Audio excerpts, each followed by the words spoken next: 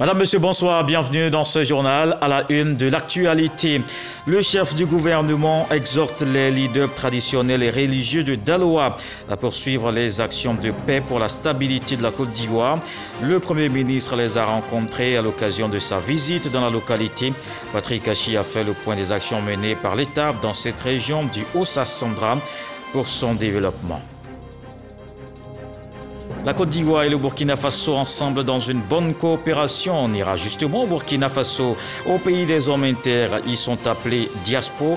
Les Burkinabés nés en Côte d'Ivoire ont des difficultés d'intégration dans une société à laquelle ils appartiennent pourtant. Le dossier à suivre sur le quotidien de ces personnes. Et l'actualité de ces derniers jours, marquée aussi par la cherté de la vie, le gouvernement prend des mesures contre la flambée des coûts des denrées alimentaires.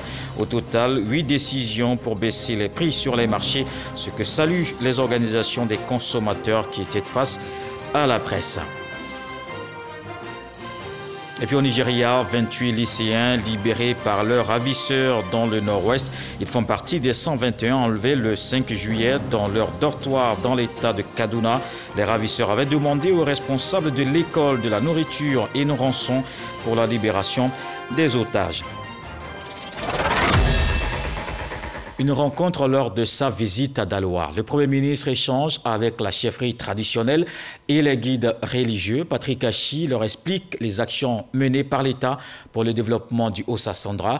Le chef du gouvernement exhorte à contribuer au renforcement de la paix. Mama Traoré. Renforcement de l'adduction en eau potable, mise en service du centre hospitalier régional rénové, construction de nouvelles voiries. Selon le Premier ministre Patrick Achi, toutes ces actions sont la preuve que la ville de Daloa et la région du Haut-Sassandra comptent dans le projet de société du président Alassane Ouattara. Les projets de développement arrivent et que dans quelques années, vous ne reconnaîtrez plus Daloa, vous ne reconnaîtrez plus la région. Ces assurances données, le chef du gouvernement a transmis aux chefs traditionnels et religieux le message du chef de l'État, message leur demandant de s'impliquer davantage dans la préservation de la paix et de la stabilité, préalable à la réalisation de toute action de développement. Quand on se développe, la pire des choses qui puissent vous arriver, c'est de s'arrêter. Parce que quand on s'arrête, reprendre est encore plus difficile. On a connu des crises qui nous ont fait toucher pratiquement le fond. Il a fallu 10 ans d'efforts au président, à son gouvernement, à vous-même, pour que, à nouveau, la Côte d'Ivoire et son nom rayonnent dans le monde. De grâce, même si ce n'est pas pour vous, si ce n'est pas pour nous, ayons une pensée pour nos enfants. Ayons une pensée pour nos jeunes frères. Que demain, parce qu'il y aura un demain, comme il y a eu un hier, quand ils viendront, ils aient un pays où il faut bon vivre et où ils puissent ajouter à ce que leurs parents ont fait, qu'ils puissent également ajouter quelque chose pour que le pays continue à se croître de génération en génération. La chefferie accorde un écho favorable au message livré par le Premier ministre. Nous sommes garants de us et coutumes et nous sommes ceux qui sont les partisans de la cohésion sociale. Nous ne voulons pas des compromissions. Donc nous travaillons de concert avec les autorités parce que nous savons qu'une région qui brûle est une région qui est en perte de vitesse. Or, nous ne voulons pas que la région du Haut-Sassandra, et particulièrement le département de Daloa, soit un endroit où il y a en tout cas des déviations. Un siège pour la chefferie traditionnelle du Haut-Sassandra, en plus d'une dotation en matériel roulant. Telles sont les promesses tenues par le chef du gouvernement afin de remplir cette mission de paix. Et pour la paix et le développement, il se prépare à Abidjan la tenue de la 9e conférence du traité d'amitié et de coopération entre la Côte d'Ivoire et le Burkina Faso. Rendons-nous justement au pays des hommes intègres. On les appelle diaspos. Ces Burkinabés nés en Côte d'Ivoire, après de longues années ici, quand ils retournent dans leur pays d'origine pour continuer les études, ils sont tous confrontés à un véritable problème d'intégration. Ils vivent à leur arrivée une sorte d'épreuve dans une société à laquelle ils appartiennent pourtant. Les pieds au Burkina Faso, l'esprit en Côte d'Ivoire, Sidonie Davila nous emmène dans l'univers de ces Burkinabés désignés diaspos.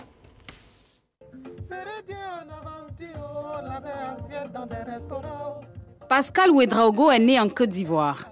Il a fait ses cycles primaires et secondaires à Dabou dans le sud du pays avant de rejoindre le Burkina Faso, son pays d'origine. Pascal Ouédraogo est trempé depuis son enfance dans la culture ivoirienne. On a des habitudes nobles qu'on a gardées. Moi, par exemple, j'aime beaucoup le zouglou, je dis par exemple. Et donc, par moments, quand je vais vibrer, quand je vais me sentir, c'est-à-dire je vais me défouler, il y a des quartiers zouglou, je vais dire, il y a des maquis qui jouent ces sons-là. Aujourd'hui, il est directeur des études de la planification et des statistiques à l'université Kizerbo de Ouagadougou. Mais son intégration dans la culture burkinabé n'a pas été facile. D'abord, on vient sans les parents et on nous confie donc à des personnes qui entendaient parler de nous, qui ne connaissent pas nos habitudes, on ne connaît pas les habitudes. Donc on peut avoir souvent des comportements qui pourraient être interprétés autrement alors que c'est naturel pour nous, eu égard à la culture dans laquelle on a été bercé. Et donc, c'est ce mélange de chaud et de froid-là qu'il va falloir donc jauger pour essayer de mieux s'intégrer. Ivoirien dans l'esprit, et il n'est pas seul dans ce cas. Les pieds au Burkina Faso et la tête en Côte d'Ivoire, David est chargé de mission. Quand nous sommes arrivés, on a constaté que, mais attends, le Burkina a des qualités. Quand on regarde au niveau des infrastructures, il y avait également des éléments quand même qui nous donnaient une certaine fierté. Et il y a aussi cet esprit-là de concurrence saine, de vouloir que notre pays puisse atteindre quand même le niveau de développement de la Côte d'Ivoire. C'est en 2001 que David est rentré à Ouagadougou pour poursuivre ses études. Pour lui, le croisement s'est fait au niveau de la langue, de l'accent, des habitudes. Quand vous vous exprimez, automatiquement, tout le monde commence à dire « mais tiens, on vous traite d'ivoirien ?» Voilà que tu es ivoirien. J'ai dit non, je suis burkinabé. Que non, toi tu es ivoirien. Donc en réalité, on est qualifié d'ivoirien. Nous aussi, nous ne sommes pas laissés faire. Hein. Voilà, parce qu'il fallait travailler aussi à s'intégrer, parce que dans tous les cas, c'est ton pays. Au niveau culinaire, bon, je pense qu'il n'y avait pas trop de difficultés, hein, parce que les habitudes alimentaires, culinaires et tout ça se retrouvent au Burkina. Donc, en réalité, quand tu veux manger de la tchéké, il y en a. Quand tu veux manger du foutou, il y en a. Une fois au Burkina Faso, des milliers d'étudiants burkinabés ayant vécu en Côte d'Ivoire se retrouvent liés par le même destin. Je suis venue, à peine 6 à 7 mois, je suis repartie. Je n'arrivais pas vraiment à m'intégrer. Je n'avais pas assez d'amis ici. Donc, je suis repartie en Côte d'Ivoire. J'ai fait 2 mois, revenue. L'année qui a suivi encore, je suis partie. Je suis revenue, je dis, mais finalement, si c'est comme ça, je ne vais jamais m'intégrer. Je vais m'y forcer, rester, voir ce que ça va donner au bout de 2, 3 ans. Si vraiment je n'arrive pas à m'adapter, là, je vais me décider. Mais voilà que ça fait 3 ans, disons 4 ans maintenant que je ne suis plus repartie en Côte d'Ivoire. Je pense que ça commence à aller. Parmi eux, des cadres supérieurs. Le ministre de la fonction publique, Seni Ouédraogo. Il faut garder l'espoir. Il suffit de regarder la composition de notre gouvernement. Plusieurs ministres qui sont au gouvernement, il suffit de ce qu'on appelle la diaspora. Donc pour moi, il n'y a pas de frustration à avoir, peu importe les origines. De toute façon, l'homme a toujours été l'objet d'un métissage culturel. Et pour moi, c'est une force plutôt que d'être un handicap. L'association des anciens élèves de Dabou, mieux l'association des étudiants burkinabés ivoiriens, s'apparente à une deuxième famille. Et il faut dire que ça a commencé déjà avec les grands frères. Voilà, nous sommes venus trouver l'association comme ça et avec les tests, nous sommes en quelque sorte le bureau qui est là. Nous nous retrouvons pour échanger un peu sur comment on fait pour s'entraider, comment on fait pour ne pas trop stresser et comment on fait pour s'aider mutuellement. Aruna Nikema, directeur général de société, fait partie des soutiens de ces jeunes. En début des années 90, nous sommes parmi les premiers à être rentrés après le bac et on a eu des difficultés pour s'intégrer, d'énormes difficultés. Et ce qui fait qu'on s'est tous promis que si on arrivait quand même à avoir une réussite, je dis bien relative, on aiderait ceux qui viendraient après nous. C'est ainsi que moi j'ai trouvé tout à fait normal que tous les jeunes frères qui sont rentrés après moi, je puisse les soutenir. De la Côte d'Ivoire au Burkina Faso, un brassage culturel profitable. On apprend beaucoup de ces gens-là parce qu'ils viennent chargés et de la culture ivoirienne. Et c'est ça aussi qui fait un peu la plus-value. C'était un mot marginalisant. Quand on disait que vous êtes diaspora, c'est un peu marginal. Ça sent l'exclusion. Mais au fil des temps, la dynamique a fait en sorte que beaucoup se sont appropriés le concept et en font maintenant un concept de désignation de soi. Et vous allez voir beaucoup de personnes qui sont fières de dire ben, moi je suis diaspora. Maintenant, la nouvelle situation, ce n'est plus les autres qui vous représentent comme diaspora, mais c'est vous qui vous présentez comme diaspora dans l'envie de créer une différence avec les autres. C'est pas ça? Ouais. Voilà, donc il faut garder ça en toi. C'est que c'est ça, j'ai levier. La vie des diasporas est faite de nostalgie, de souvenirs non effacés.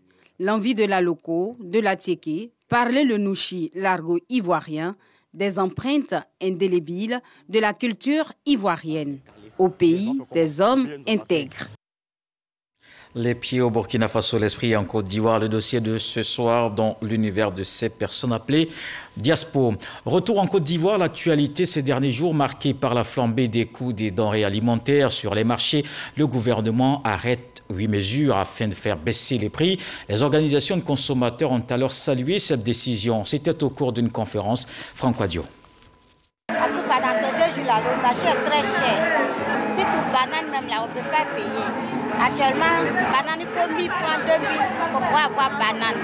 Au petit marché de Cocody comme ailleurs, le même langage tenu par les consommateurs. La flambée des prix des denrées de grande consommation, une réalité.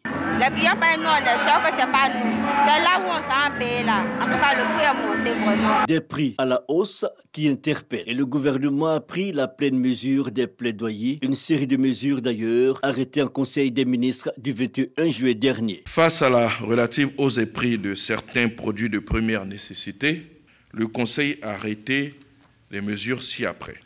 Il s'agit également de l'encadrement des produits de consommation de première nécessité, tels que le riz, l'huile de palme raffinée, la viande de bœuf, la farine. Il s'agit également donc de renforcer la surveillance du marché, notamment le contrôle de l'affichage des prix, mais également le contrôle des prix réglementés. L'intensification de la communication sur les prix et les actions menées dans le cadre de la lutte contre la vie chère. La révision de la norme ivoirienne sur le pain, de l'installation des comités locaux de lutte contre la vie chère et du renforcement de la lutte contre le racket sous toutes ses formes. Ces mesures, au nombre de 8, prises par les autorités, fait suite aux négociations menées par ces organisations de consommateurs. Face à la presse, ces dernières traduisent leur reconnaissance au gouvernement. Nous avons travaillé longtemps avec notre tutelle, le ministère du Commerce et de l'Industrie, et cela a abouti au dernier Conseil des ministres à la prise d'un certain nombre de mesures. Donc oui, immédiates. Il était important pour nous déjà de dire merci aux autorités pour ces mesures immédiates-là. Et deuxièmement, il était important que nous sensibilisons, nous exhortons nos autorités à la mise en place d'un comité de suivi et d'évaluation de ces mesures immédiates-là qui sont censées vraiment soulager rapidement les consommateurs. Nous allons faire de telle sorte que toutes les villes de la Côte d'Ivoire, communes, villages et campements puissent se retrouver, puissent veiller à l'application des 8 mesures qui ont été arrêtées par le gouvernement. Des organisations de consommateurs qui appellent à plus de solidarité populaire dans la lutte contre la cherté de la vie. Le souhait aujourd'hui, une rencontre à la primature avec le chef du gouvernement. Dans le monde de la communication, le ministre de la Construction s'est rendu au siège du quotidien L'Intelligent d'Abidjan. Bruno Nabagné-Kone et les journalistes ont évoqué les sujets d'actualité du pays. Le reportage de Noël Danyogo, Godefroy Kambawa. Rédacteur en chef, c'est à cet exercice que le ministre Bruno Nabagné-Kone a bien voulu s'essayer en dirigeant la conférence de rédaction du quotidien L'Intelligent d'Abidjan ce 21 juillet 2021. Échanger avec les journalistes de la rédaction sur les sujets d'actualité, cherté de la vie, transparence dans la gestion du bien public, des points forts de la rencontre. Produisons intensivement ce que nous consommons. Quand il y a la Covid, que le transport aérien, le transport maritime même est restreint, que les prix augmentent à ce niveau-là, que il y a des problèmes de climat qui font que le blé produit est en moindre quantité par rapport à la demande mondiale. Tout ce qu'on peut, c'est subir. Il y a des choses également qui sont locales et sur lesquelles nous pouvons agir. Et je peux vous assurer que le gouvernement a déjà tenu au moins 2 ou 3 réunions spécifiques à cette question-là et qui vont apporter des solutions. Les difficultés dans les secteurs de l'éducation nationale, le RHDP, les émissions de vacances et la participation de la Côte d'Ivoire aux Jeux olympiques de Tokyo 2020 dans un contexte de Covid-19 ont fait également objet d'échanges. Bruno Nabaye Koné présente les solutions envisagées par l'État, surtout dans le domaine de la construction et des logements, dont il est le ministre de tutelle. Nous sommes dans un environnement urbain qui est mouvant. Et il y a des moments où l'urbanisme impose de faire des choix. L'un des choix que nous avons fait au niveau d'Abidjan, c'est de densifier l'habitat. Il faut construire en hauteur.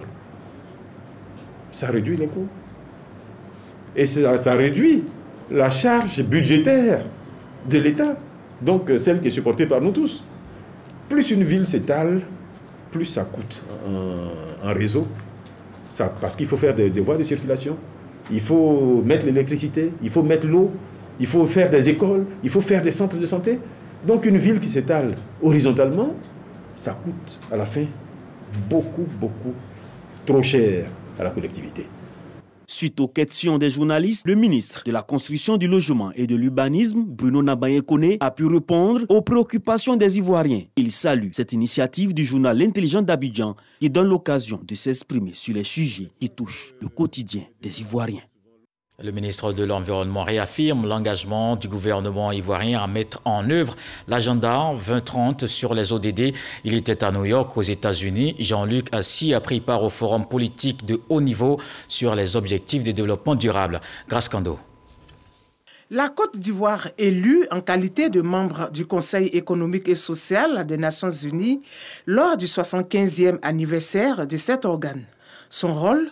Promouvoir la coopération internationale sur les questions économiques, sociales et culturelles. Le pays a été représenté à cette rencontre par le ministre de l'Environnement et du Développement durable. Les échanges ont porté sur le contrôle de la pandémie de la Covid-19 et les actions menées pour l'atteinte des objectifs de développement durable ODD d'ici à 2030. Le gouvernement ivoirien a pris des mesures afin de réaliser des travaux d'alignement des ODD sur son programme national de développement, d'identification des cibles prioritaires, de contextualisation des indicateurs des ODD, d'identification des boulots de traitement. De plus, ces travaux ont permis à mon pays d'élaborer son premier rapport national volontaire de mise en œuvre des ODD depuis 2019. Dans le cadre de la décennie d'action pour atteindre les objectifs de développement durable, la Côte d'Ivoire envisage d'accroître ses initiatives en faveur de l'accélération de la mise en œuvre de l'agenda 2030 et de présenter son deuxième rapport national volontaire. S'agissant de la Covid-19, le ministre Jean-Luc Assis est revenu sur le plan de riposte économique et sociale mis en place par le gouvernement ivoirien qui consiste, entre autres, à préserver les emplois, venir en aide aux couches vulnérables et l'appui financier aux femmes du secteur informel. Le gouvernement est également engagé dans sa politique emploi jeune. La localité de Issar bénéficie des opportunités d'insertion professionnelle. Plus de 400 millions de francs CFA décaissés pour le financement des projets. Le ministre de la Promotion de la Jeunesse, Mamadou Touré, s'est entretenu avec les jeunes du département. Charles Tatou. Issar, dans le Haut-Sassandra. Ici, certains jeunes donnent l'impression dans leurs propos d'être des oubliés des fonds gouvernementaux de financement de projets de la jeunesse ivoirienne, au moment même où d'autres louent l'avènement de ces projets. Des bénéficiaires exemplaires qui ne manquent pas de recevoir des mots d'encouragement des élus et cadres. Le projet permis de conduire, il faut le dire clairement, nous n'avons pas payé 5 francs. En m'inscrivant, au début, je n'y croyais pas du tout. Mais quelques jours plus tard, on m'a appelé pour dire que j'ai été retenu, je suis parmi les élus. J'ai reçu exactement 600 000. Plusieurs projets gouvernementaux au profit des jeunes sont pilotés par le ministère de la Promotion de la Jeunesse, de l'Insertion professionnelle et du Service civique. Entre autres projets, Agir, activité génératrice de revenus, et TIMO, travaux à haute intensité de main-d'œuvre. Des projets dont les mécanismes de financement et de répartition des fonds aux régions, mais surtout les critères d'éligibilité à ces fonds semblent être encore mal perçus dans la localité. J'ai bénéficié du service civique national jeune. On avait vraiment fini cette formation. Nous sommes venus travailler dans nos différents départements. Nous avons vraiment rencontré quelques difficultés et nous avons soumis ce problème vraiment au ministre. Pour éclairer la lanterne des concernés, le ministre en charge de ces projets a approché la jeunesse de la localité dans le cadre de son activité appelée « Rendez-vous avec les jeunes ». La rencontre s'est voulue un cadre d'échange donnant l'occasion au ministre d'écouter toutes les préoccupations des jeunes en termes de formation et d'insertion professionnelle. Pour Touré Mamadou, plus de 1000 jeunes d'ICIA ont reçu des fonds de plus de 400 millions de francs CFA pour le financement de leurs projets. C'est près de 1884 personnes qui étaient bénéficiaires ici à ICIA pour 487 638 400 francs CFA. Parlant de la lenteur dans le décaissement au niveau des banques, le ministre de soutenir que des décisions sont prises pour accélérer le processus. Même si certains encore n'ont pas encore remboursé, j'ai noté en tant que ministre de l'insertion professionnelle que la COPEC avait beaucoup de retard dans le processus Agir 3. Et cela nous a permis de prendre des mesures pour pallier donc aux difficultés rencontrées. D'abord, l'insuffisance de personnes ressources pour l'encadrement des jeunes sur le terrain et le traitement de leurs dossiers. J'ai décidé de recruter de façon exceptionnelle 300 jeunes sur l'ensemble du territoire national pour renforcer le dispositif. Les jeunes sont repartis de la rencontre avec satisfaction. La Covid-19 n'est pas encore terminée. On fait le point au quotidien. Voyons les chiffres d'aujourd'hui.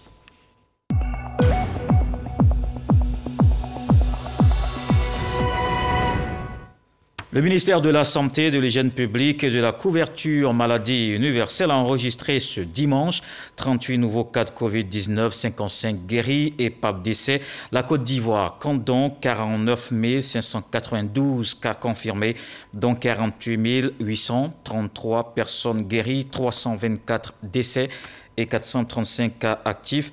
Au total, 933 816 doses de vaccin administrées contre la Covid-19. Et la Côte d'Ivoire veut aussi tenir le pari d'éradiquer le paludisme d'ici à 2030. Le ministère de la Santé est en campagne dans les villes du pays. Les populations sensibilisées sur les moyens de protection et de soins. Voyons l'escale d'Odiéné avec Issa Tchonayo. Éradiquer le paludisme en Côte d'Ivoire d'ici à 2030. Le ministère de la Santé, de l'Hygiène publique et de la couverture maladie universelle en a fait sa priorité. À Odiéné, au cours de cette caravane, les populations sont sensibilisées sur l'utilisation de la moustiquaire imprégnée et la salubrité. Nous avons insisté particulièrement sur l'assainissement du cadre de vie des populations, mais également nous avons insisté sur l'utilisation effective des moustiquaires imprégnées d'insecticides qui, à ce jour, est le dispositif qui est recommandé par l'Organisation mondiale de la santé pour lutter efficacement contre le paludisme. Heureuses d'accueillir la caravane, les autorités municipales affirment leur volonté d'appuyer les autorités sanitaires du pays afin qu'elles réussissent leur pari. Nous avons entrepris des séances de sensibilisation contre le paludisme. Nous avons déjà marqué des faits qui sont l'enlèvement des dépôts sauvages dans notre ville. Et nous avons aussi une brigade de salubrité. Parce qu'ici, nous avons remarqué que les toilettes n'avaient pas d'égout. Chaque fois que nous passons dans les quartiers, nous faisons ce constat et nous exhortons notre population d'abord à ne pas exposer les eaux usées. Parce que toute cette maladie vient de l'insalubrité. Le préfet des régions tout en saluant l'initiation de cette caravane, invite la population à rendre leur environnement propre. Cette campagne de sensibilisation est bienvenue pour interpeller tout le monde. Moi, mon message, c'est d'inviter nos parents. La lutte contre le paludisme n'a pas besoin de beaucoup de moyens. Il faut rendre son cadre de vie assez propre. Vider les lieux où peuvent proliférer ces maladies-là. Mais encore, on nous donne des moustiquaires imprégnés. Je souhaite que les populations les utilisent. Cette activité de la capitale du Denguélé s'inscrit dans une vaste campagne de sensibilisation sur le paludisme dans les régions sanitaires du pays. Cette campagne a démarré le 20 juillet et prendra fin le 4 août 2021. Et parlons de développement de nos communes. Abobo et Yopougon ont bénéficié de 12 infrastructures, des réalisations depuis 2012 dans divers domaines, des actions du gouvernement ivoirien avec le financement de la coopération japonaise. Les différentes parties ont présenté les acquis. Le reportage de Walter Amadou Ouattara. La phase 2 du projet de renforcement des communes pour la promotion de la cohésion sociale dans le Grand Abidjan, dénommé COSEI, a permis à Abobo et à Yopougon d'obtenir plusieurs infrastructures. Des routes qui ont été bitumées, il y a des écoles qui ont été réhabilitées à Saint-Hubert, il y a eu à Yopougon en Anéré, il y a plus de 6 quartiers qui ont pu pour bénéficier de la réalisation de ces infrastructures au niveau de Yopougon. Nous avions une attente, c'est qu'on puisse bénéficier encore de ce projet pour l'étendre donc à toute la commune. L'entité qui finance ce projet, à savoir l'Agence japonaise de coopération internationale, JICA, a bien voulu faire un point de 12 réalisations à Abobo et à Yopougon. Nous croyons que ce projet a eu des effets positifs pour la confiance entre les résidents et ainsi que la confiance envers l'administration communale. Des panels animés principalement par Lazare Dagodjaï, directeur général de la décentralisation et du développement local. À ses côtés, Afiza Berté, directrice de cabinet du ministère de la Réconciliation et de la Cohésion nationale, ont situé les motivations du projet COSEI. Il me plaît de rappeler que le projet COSEI est une initiative qui vise à promouvoir la cohésion sociale à travers l'adoption d'une démarche participative et inclusive dans l'exécution des projets communautaires et l'amélioration des services publics fournis par les collectivités territoriales. La rencontre de ce jour m'offre l'agréable occasion, au nom du ministre de l'Intérieur et de la Sécurité, d'exprimer au peuple japonais et à son gouvernement toute la gratitude du gouvernement ivoirien pour l'ensemble des actions réalisées en Côte d'Ivoire. Cette rencontre a permis de mettre également en lumière des activités de promotion de la cohésion sociale par le biais de la coopération entre les mairies et les populations sur la base de l'expérience japonaise tirée du projet COSEI. Walter Amadou Ouattara qui nous conduit aussi dans la capitale politique. La Côte d'Ivoire prône la valorisation des sites cultuels. C'est dans cette vision que la Direction générale des cultes vient de soutenir un pèlerinage à la basilique Notre-Dame de la Paix de Yamoussoukro, un grand rassemblement d'évangélisation et de prière. Et dans le sud, Komoué, l'église méthodiste unie Côte d'Ivoire baptise son temple Emmanuel à Boisseau. Il était aussi question de fraternité et de paix. Le président du conseil régional à Kaouélé et le bishop Benjamin Boni invitent les fidèles à cultiver le vivre ensemble. Salima Toudia. Jour de réjouissance pour le peuple méthodiste uni de Côte d'Ivoire. Un nouveau joyau architectural vient d'être dédicacé. C'est le temple Emmanuel qui signifie Dieu est avec nous, nom porté par Jésus. Pas anodin, le bishop Benjamin Boni a rappelé aux fidèles le rôle joué par le Christ pour la délivrance de son peuple. La paix, cet état d'esprit, doit être cultivé au quotidien. En ce temps où nous parlons de réconciliation, nous devons rendre grâce à l'Éternel de ce que la paix est advenue. Même si ce n'est pas encore total, la paix est revenue. Parce qu'il y a quelques années, personne ne pouvait parier cet instant, n'est-ce pas, que nous aurions la paix. Dieu a agi et c'est le même Dieu qui continue, mais qui nous demande de nous mettre, n'est-ce pas, en mouvement par rapport à la paix. Dieu est un et nous devons être unis dans la paix et la fraternité. Ce sont en substance les mots d'Eugène Akaole, président du Conseil économique, social, environnemental et culturel. Par ailleurs, président du Conseil régional. Il a invité les fidèles du Sud Comoé à privilégier la paix en toutes circonstances pour aller au développement. Nous sommes résolument en marche vers la réconciliation. Son Excellence le Président de la République nous invite chaque fois à faire preuve de cohésion dans notre vie. C'est difficile à faire passer, mais je crois que ça fait son petit bonhomme de chemin. Ici même, la cohésion est en marche. La paix doit être le préalable à tout développement. S'il n'y a pas de cohésion, s'il n'y a pas de réconciliation, il n'est pas possible d'aller au développement. Ce temple, bâti durant une décennie, est aujourd'hui un des lieux de prière à la faveur de la réconciliation nationale. Et dans ce journal, on regarde aussi du côté des sénatoriales partielles. La campagne se poursuit.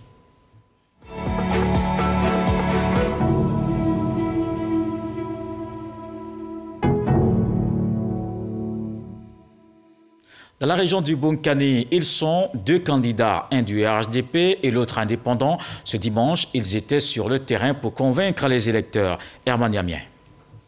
C'est au siège du RHDP à Bouna que Maître Sié Kambiré, candidat du dit parti, a donné les raisons de sa candidature aux probables électeurs. Selon ce commissaire de justice, il a le meilleur profil pour porter la voix de la région du Bunkani au Sénat. Ma mission première, c'est de faire passer les projets de loi qui viendront au Sénat. Et relativement au développement de Bunkani, je crois que nous allons faire tous nos efforts pour que un grand budget soit alloué aux collectivités de Bunkani pour que le développement soit boosté dans le Bunkani. En matière de développement dans le Bunkani accuse un très grand retard. Ange Patrick Tontoli, le candidat indépendant à cette élection sénatoriale partielle à Bouna, a choisi de faire du corps à corps.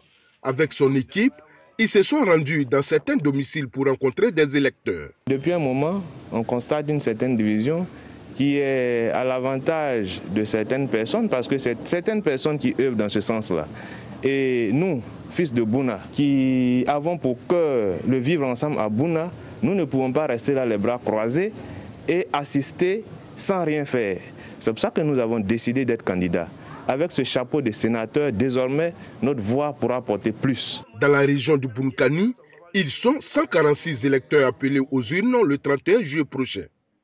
Et rappelons justement que les collèges électoraux sont convoqués le samedi 31 juillet pour ces sénatoriales partielles et la campagne prend fin le 29. Autre chose dans l'actualité, les états généraux de l'éducation nationale sont lancés pour parler des enjeux de l'initiative. Herman Guivier a reçu ce 13h dans le Dimanche Magazine Binet John Francis, le commissaire général. Il fait le point sur le déroulement de ces consultations. Je vous propose un extrait de l'entretien. Notre école souffre d'une crise de positionnement, d'une crise de confiance et d'une crise de performance. Pour résumer, en gros, tout ce que, au cours de la cérémonie de lancement, nous avons entendu. Compte tenu des attentes des Ivoiriens, compte tenu de ce que nous avons déjà perçu à travers la mobilisation que nous avons eue, ça vient comme une réponse à une attente très forte de la population par rapport à ce que l'école ivoirienne devrait offrir comme produit. Nous nous donnons 6 mois à partir du lancement, le 19 juillet. Des concertations qui vont se passer dans 31 régions, qui seront organisées par les acteurs des régions, les acteurs politiques, les acteurs du système éducatif qui sont sur place et qui vont appeler, inviter tous ceux qui représentent des entités précises, des entités sociales au niveau de ces régions et qui vont participer et discuter sur la base des thématiques que nous leur proposons. Ces thématiques, il y en a 7. Elles seront déclinées en sous-thèmes pour permettre aux uns et aux autres de pouvoir échanger. Nous donnerons également la possibilité aux districts de pouvoir faire leur introspection et de pouvoir livrer des recommandations, proposer des mesures pour l'ajustement de notre système éducatif. Nous donnerons la possibilité à l'Ivoirien lambda qui n'a pas accès à ces salles de pouvoir, à travers des rencontres populaires, pouvoir s'exprimer. Nous allons encadrer ces rencontres. Nous allons leur permettre de répondre à des questions et de pouvoir livrer leurs impressions, donner leur avis et faire des propositions également. Nous croyons que ce pari peut être tenu. En musique, ils remettent le couvert. Les 4 magiciens sont de retour dans les bacs envolés zougloutiques. C'est le 13e album de Magic System. 12 titres savamment trempés dans la pure tradition zouglou. Concert dédicace hier de envolé zougloutique à Numambo, à Makori. Cet envolé zougloutique nous emmène à Tokyo, au Japon.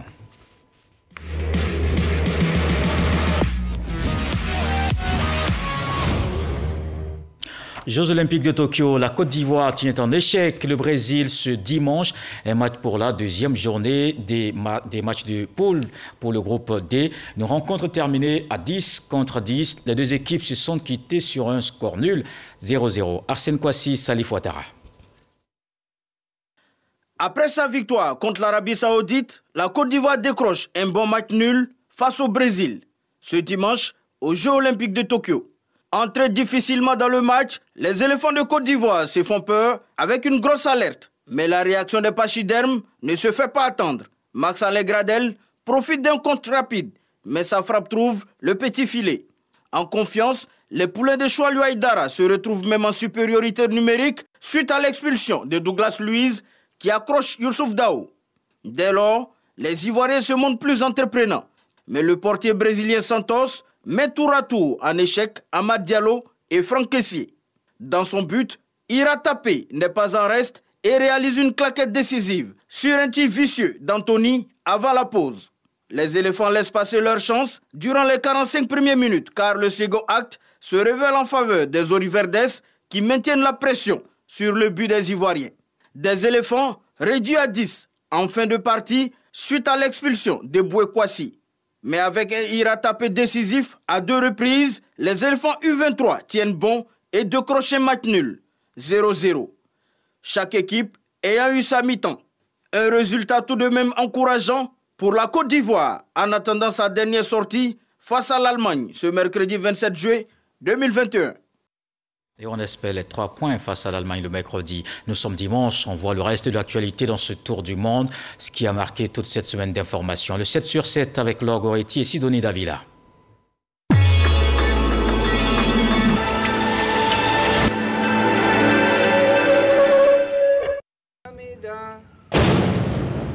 Le groupe État islamique a revendiqué le tir des roquettes qui ont atterri près du palais présidentiel à Kaboul, où de nombreux responsables étaient réunis autour du président Ashraf Ghani à l'occasion de l'Alda, la fête musulmane du sacrifice. Le chef de l'État et la plupart des hommes présents sont restés impassibles et ont continué la prière. Un an de pluie s'est abattu sur la ville de Zhengzhou, en Chine. Ces fortes précipitations ont envahi rues, maisons, commerces et une partie du métro de la métropole, faisant au moins 33 morts et plus de 3000 déplacés. C'est le passeport pour accéder aux loisirs et aux lieux culturels. À partir de ce mercredi 21 juin, il faudra être muni d'un pass sanitaire valide pour aller au cinéma ou à la piscine. Sans ce document, impossible de fréquenter ces lieux publics en France. Les violences qui ont secoué l'Afrique du Sud à la mi-juin ont fait un total de 337 morts, annonce faite par le gouvernement jeudi dernier. Le président Cyril Ramaphosa considère que les troubles et les pillages ont été provoqués, planifiés et coordonnés. Les Haïtiens ont rendu vendredi dernier hommage à leur président Jovenel Moïse. Les obsèques du chef de l'État, qui ont eu lieu 15 jours après son assassinat, étaient placées sous haute sécurité, et ce, en présence de la veuve, mais aussi de plusieurs délégations étrangères et de membres du gouvernement. 8 militaires camerounais ont été tués dans une attaque perpétrée samedi par des présumés éléments de Boko Haram contre un poste militaire dans l'extrême nord du pays. 28 élèves kidnappés début juillet dans le nord du Nigeria ont été libérés ce dimanche par leurs ravisseurs. Sur la centaine d'élèves enlevés, 81 restent encore détenus selon le pasteur chargé de négocier leur libération.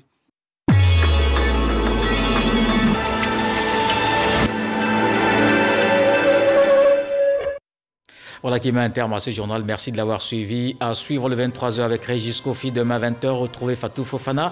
On se quitte avec ce que dit le sage ce soir. Dans l'obscurité, une corde n'est certes pas un serpent, mais elle ne doit pas inspirer confiance.